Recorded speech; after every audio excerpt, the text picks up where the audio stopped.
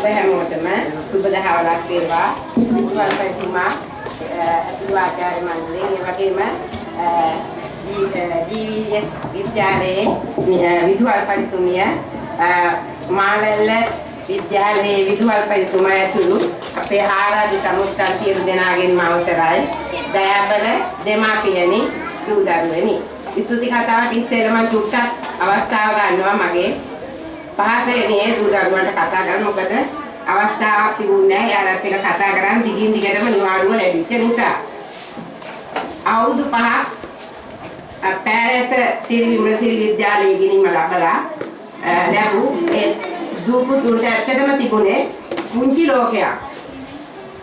පුංචි ලෝකයක් කියලා මම කිව්වේ අපේ පාසලේ ළමයි බොහොම අඩුයි. ළමයි 59ක් වගේ පිරිසක් ඉන්නේ. ඒ වගේම මේ යවට පිරිස තමයි යාළුවත් එක්ක එකතු වෙලා හිටියේ.